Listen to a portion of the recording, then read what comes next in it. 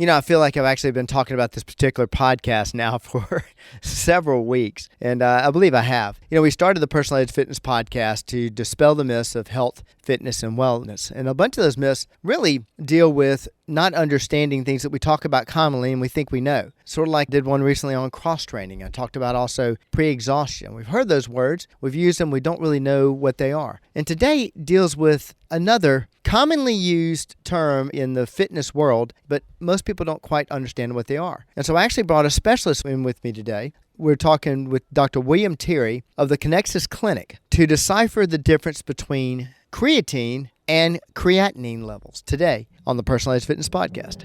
Welcome to the Personal Edge Fitness Podcast with Garrett Williamson. Health, wellness, exercise, nutrition, and a whole lot more. Got questions? Call us and leave a message at 251-278-EDGE or message us at Personal Edge Fitness on Facebook and Instagram, at Team PE on Twitter, or personaledgefitness.com. Hey, thank you so much for tuning in today and listening to the podcast. My name is Garrett Williamson. I'm president of Personal Edge Fitness and the host of the Personal Edge Fitness Podcast. Welcome to the show today. I also want to welcome right now my guest, Dr. William Terry of the Connexus Clinic. William, thank you so much for joining us today. It's my pleasure to be here. Thank you. Before we dive into this topic that we've had a lot of you ask about as far as creatine and creatinine, and William's going to clear this up for us today, but I want to let you know how to get in touch with the show. If you have any questions about this subject or any others, or any questions about dispelling the myths of health, fitness, and wellness, what this podcast is all about, please contact us at area code 251-278-3343. That's 251-278-EDGE. You can also reach us at my email address, which is Garrett, Garrett, just like Levi Garrett, Garrett at personaledgefitness.com. And of course, that's our website and our Facebook page. All right, now, to dive headfirst in this podcast, Gene, you'll be very glad, and I know you've been asking me a lot about that. I'm going to start off very general, and I know you can do a deep dive into this, I'm sure, but we're going to stay just helping people out understanding the difference between these two. Mm-hmm. We've got creatine that people take as a supplement. Yeah. And then we've got creatinine, which are levels that people measure when they come to the doctor, what have you. We got blurred lines here. Sure. Can you straighten that out a little bit? Yeah, I remember in med school being confused initially by the similarities between these names and molecules. Creatinine is it's a muscle breakdown product that gets into your bloodstream naturally. It's not a bad thing. It's just something that is there. Right. We talk about the serum creatinine test. Serum being blood test. Okay. Draw the blood, check the level. Way back when, nephrologists and researchers decided to look at creatinine in the blood as a surrogate marker for overall kidney function. Okay. There's a much more complicated way using mathematical algorithms and formulas to calculate. We're not doing any of that today. Put your protractors away. Yeah, exactly. You don't need your TI-82 here. So instead of that, and to simplify things for clinical practice, they said, let's look at this marker, this mild muscle breakdown product marker, creatinine, and let's see if this semi-accurately parallels the equations that we use in the lab. And sure enough, it did. And it's a reliable marker for overall kidney filtration of the blood. Okay. As you guys know, the kidneys are the two organs deep in your back, which 25% of every heartbeat, 25% of the blood from every heartbeat goes to your kidneys. Oh, wow. A quarter of all your cardiac output goes to your kidneys. Yeah. Wow. They're that important. They filter the blood. They take out impurities. They balance the acid base, all sorts of things, so many things. And so if your kidneys are diseased, if you have high blood pressure, if you've got diabetes, if you've got any other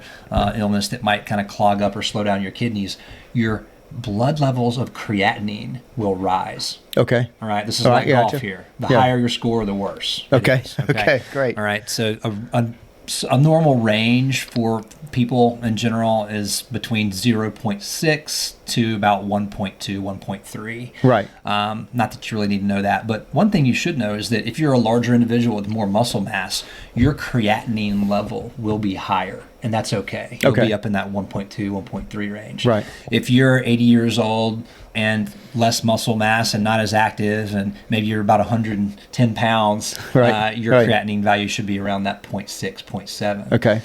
So conversely, if you don't have much muscle mass, if you're a little bit later in life and you have a creatinine of 1.3, 1.4, high range of normal, that is actually a cause for concern, and you need to see a physician about possible, kidney issues. Since you bring that up, because I just did a podcast on this recently. I'm seeing high evidence of something I think that's being overlooked. I mean, obesity is our number one health problem, period. Sure. Since it's the number one cause for 4 of the top 10 killers, one of them being kidney disease. Yeah. It's so important. Well, one thing I think that's being overlooked is sarcopenic obesity, and that is that people that are oh, wait, 110 pounds, I'm thin. Yeah. But 30% of your body mass is body fat. Yeah. Would that situation typically cause that creatinine level to go up? In the absence of other medical issues, Right. just having a higher fat body percentage versus a lower muscle, no, it would not make the creatinine go up. Okay. It's really a muscle specific weight Okay. that affects the creatinine value. I got you. Okay, great question. No, I But, didn't know if it was directly tied to like body fat, but it's really it's tied a lot to muscle. It's tied a lot to the breakdown of muscle. It is, yeah. And there's just our muscles are always rebuilding and restructuring. Right. And so there's always going to be a little bit of creatinine in the system. And so that's why it's a great marker and widely used for Sorry, kidney I was about function. to jump in because you said one of my favorite things. My listeners know this, and that is that you said that muscles are continually, they're always rebuilding, they're always and that doesn't change as the number changes on the calendar. Am I right? Sure. Yeah. Now, absolutely. now he's a physician. You heard it from him, okay? So, no, they know I'm always beating that to death. That, Dr. Kenneth Cooper started that in '69, showing that you can regrow muscle at any age. Yeah. And that's something I beat to death. So, yeah, it should not change. I mean, No, absolutely not. For a lot of people, it does for unfortunate, other Right. health reasons. Exactly. Mostly diabetes, obesity, lack of a good regimen Right. to sticking to. So. and if you're interested in that, stay tuned to the end. We're going to be talking about that a lot coming up in the next few podcasts. That's for sure. So, yeah, for sure. So, give me some ideas of things that would cause your creatinine levels to spike abnormally. Creatinine can be affected by many things. Okay. The most common thing, I'll take a personal example here. Can I give a personal story? Please go ahead. That's Okay. So this is confessional also, you know. Yeah, I'm a runner, and that's kind of how I achieve some physical health and a lot of mental health. Done a lot of running over the years. Right. Past few weeks, I've been a little bit out of routine, but the other day I went for about a 9-mile run with a close friend of mine one morning. It was fantastic. We didn't go particularly hard, but it was a little longer than I had for the past month or so. The next day, I was a little bit sore. I had some labs scheduled to be drawn from me the next day. Without even thinking about it, I just got the labs drawn and followed up, and I looked at my serum creatinine value. Right. And it was at 1.3. Okay. Which, I'm kind of a skinny guy. I'm a bulky guy muscle-wise, although I think I'm fairly healthy. Yes. And I was a little concerned about that. I was thinking I'd be around a 0.9 or a 1.0. Right. And then I looked down, a little further down, and we'll hit more of this later. There's another number called a CK that they looked at, and that number was up. Right. And then all of a sudden, the switch flipped in my mind, and I realized I ran 9 miles the other day. I was probably a little dehydrated when I got the lab test done. So that big story to say dehydration is one external factor that can cause the creatinine to go up simply because your blood's being a little more concentrated at that point. But also your kidneys love to be hydrated. All right. They are optimal. This. Yeah. Go ahead. They're optimal wonderful. when they have a lot of blood throughput. Right. And so if your serum volume is down, your intravascular volume is down, they're not going to get as much blood. And so that creatinine value will concentrate, and you'll see an elevation in that. So not only, everybody knows I'm going to jump on this because you mentioned hydration. Yeah. That's one of my favorite topics. As my wife says a lot of times when she's working with dogs and treating dogs, the solution to pollution is dilution. I love it. That's one of my favorite sayings. Fantastic. As a urologist, And so that's what he's saying. He's saying, making sure you're staying hydrated, that's going to help the kidneys out. They love that. Everybody knows that I always try to work water into every podcast because it goes with everything that we do. And you went ahead and done that for me. Check, done. We've got that taken care of. I appreciate it. The other good example of that is, if you've got the GI bug, if you've got a diarrheal illness, or if you're throwing up a lot, your creatinine would be elevated. Because that's one of the biggest forms of dehydration. I mean, when you're sick, at least. Yeah, and a lot of people just, for whatever reason, have gotten into a bad habit of not liking water. Right. It's just a bad habit that we've gotten into. Our culture sells us all sorts of other drinks. Sure. Interestingly, new data out shows that coffee gets a bad rap from a lot of sources. It's actually not a dehydrating drink. Right. Caffeine is a diuretic. You have to be kind of careful overdoing it, but there's so much water in coffee. Studies show it's much better to drink coffee than nothing. Exactly. Yeah, exactly. I'll say agree. that. But I'll also follow that up with chase it with water. Flush it through, and you'll be fine. Well, and it's funny we're going a little too far down this road, but I'm going to put a cap on that because whenever I'm talking about water or asking people about how much water they're taking in, the first thing they'll tell me, well, I don't drink this, I don't drink this. Well, hang on. All I asked about is how much water you're taking in. Yeah. So I love your tip about coffee. coffee as far as that, and also the fact that that's better than drinking nothing. But going back to what you were talking about, your own personal story about your creatinine levels being elevated, because you'd done that 9-mile run, yes, you had dehydration, but you also had some muscle breakdown. Absolutely. That was also causing that to spike. Which brings me to, because we've had some people that were worried about the creatinine levels, had some challenges with it, and they went and measured it, and they came back the next day and said, well, I can't work out tomorrow. My creatinine levels were high. Well, when did you have it measured? Well, I left the workout and went and had it measured. And that's going to cause kind of a false positive, if you will. Is that right? That's somewhat? Right. Yeah. That's right. It's good to know. I think that is an indicator that the workout was hard. And right. the workout affected their body. And they should kind of use that as a gauge. Okay, if you do a workout and it spikes your serum creatinine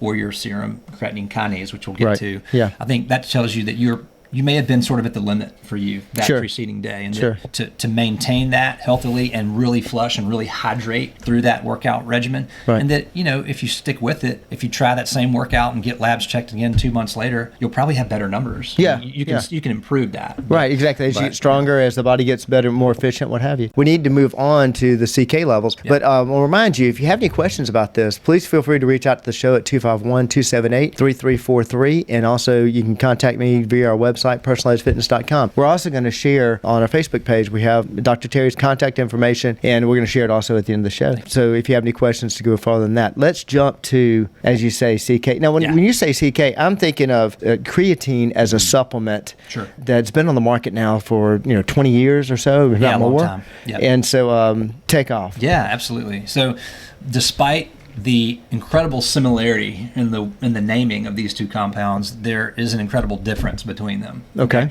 So to start off with, creatine kinase is a protein. It's an enzyme. It is the product of muscle breakdown as well. Kind of the same thing, but different in that it is a more specific marker for muscle damage and muscle breakdown after a workout, or some conditions like muscular dystrophy can create, through its processes, muscle breakdown naturally. So neuromuscular degenerative disorder, Lou Gehrig's disease, ALS, muscular dystrophy. Sure. These individuals have higher levels of CK as well. Okay. But for our population and for folks who are probably listening to this, it's a muscle damage, muscle degradation product that will spike in the blood anywhere between 10 to 36 hours after the workout. So there's kind of a window. If you check the blood right after the workout, probably won't see it. But as the muscles break down and kind of evolve and remodel, you'll see it. Levels are a little bit more all over the place. Typically a serum level below 100 and your CK is normal. Right. When I did my run, my CK was about 450.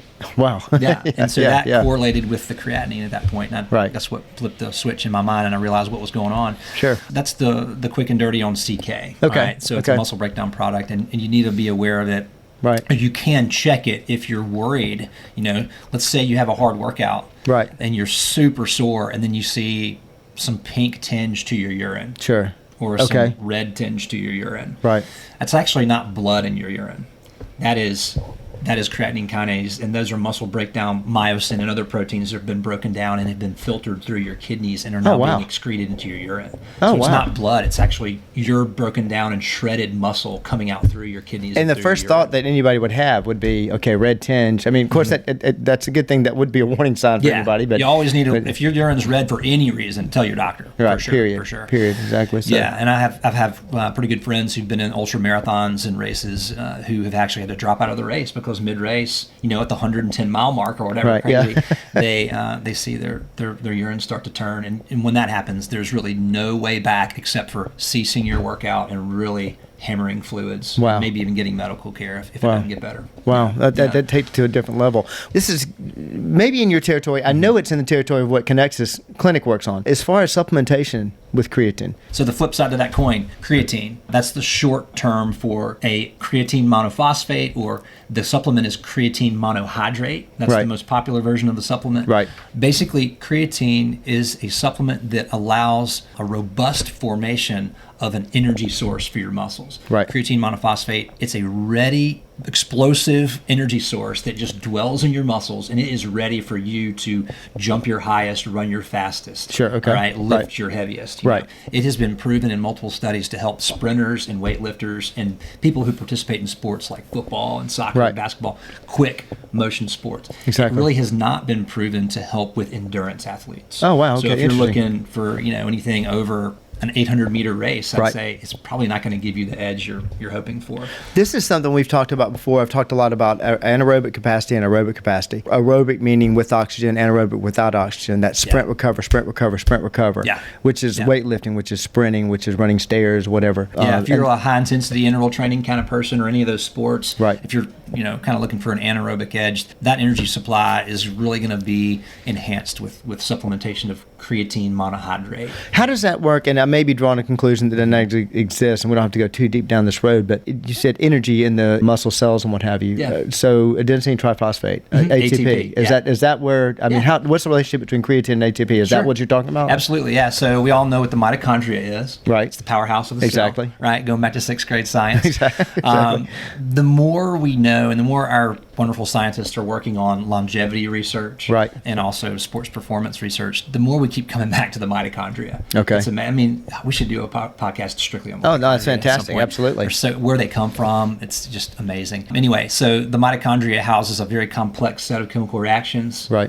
The Krebs cycle, it is just the electron transport chain, not to get too nerdy, but ATP is the gold that happens in mitochondria. ATP is the most ready energy source for muscles for any kind of activity. Without ready supplies of ATP, you're going to be debilitated. I love this stuff, and we can go deep down this road because I love the fact that we're getting into this. I'm gonna go back to that in just a second as far as the mitochondria is concerned. But just for our listeners, I've talked about ATP and adenosine triphosphate quite a bit, and if you're new to the show, you haven't heard me speak about that. Just a quick experience that you've probably had yourself. You're working out. You're trying to get 15 repetitions on a particular lift, and you get to about 13, and if you just rest a second, you can get that last 3. Well, what you've done is you've tanked your ATP, and that is what we're trying to do in that. In a workout, that you're releasing lactic acid, it's burning it, telling the muscles stop doing this. At that point, I always tell my clients stop.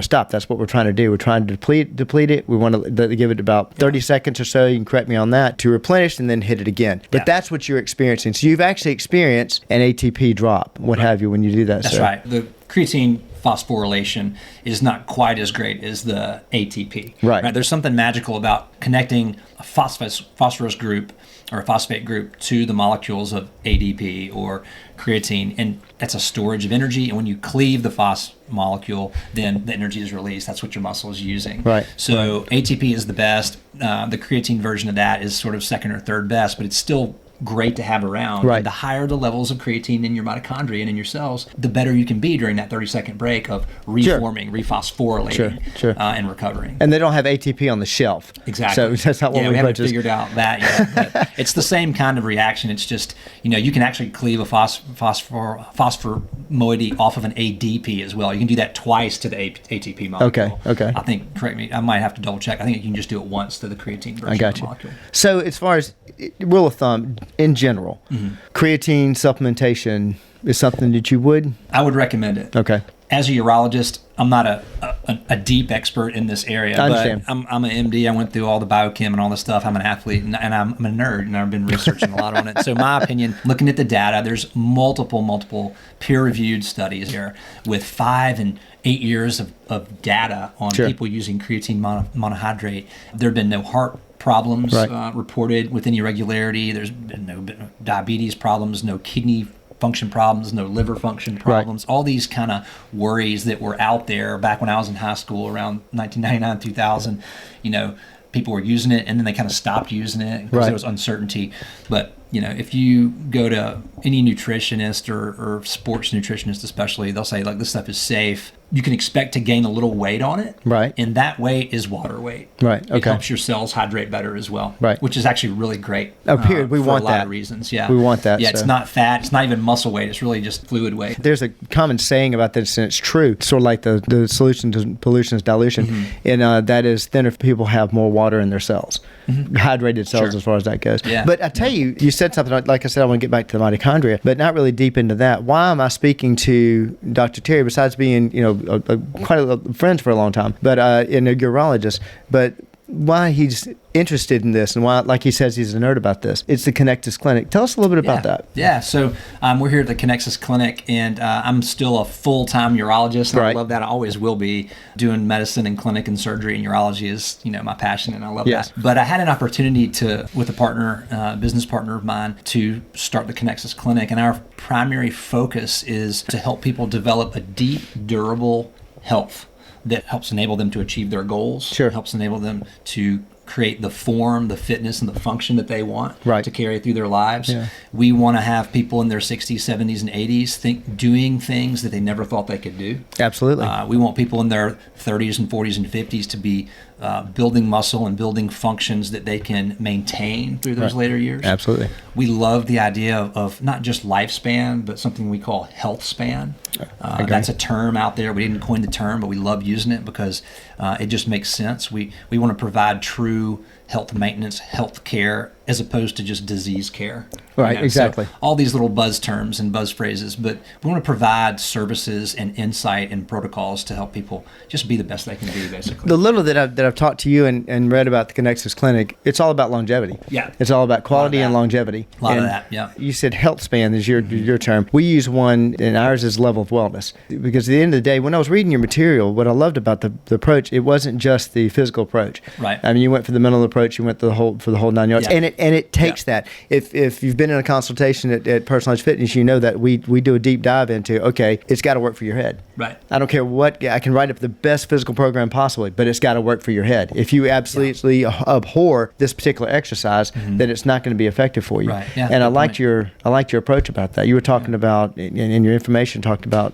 counseling, basically the mental wellness. Yeah. We kind of reverse engineered our paradigm. As a urologist, I'm very concerned with men's health. Right. Sexual health in particular. I understand. I see a lot of guys who have problems and experience setbacks in that area. Right. And it's very frustrating for them. And they don't know where to go. There's so many folks on the radio and TV and in print who are claiming to be sexual health experts. And so much misinformation out there. And it's very misleading. And maybe they've gone to one of these other places and they've spent literally thousands of dollars on treatments. And then, the treatment works for a year and then it doesn't work anymore. Sure. And they're like, what do I do now? So that was one of the main motivators for us to kind of come and do this thing on the side. But when I say we reverse engineered it, this is what I mean. We started with how can we help guys with that and serve them. And then very quickly it became, we can't just give them pills and shots. Right.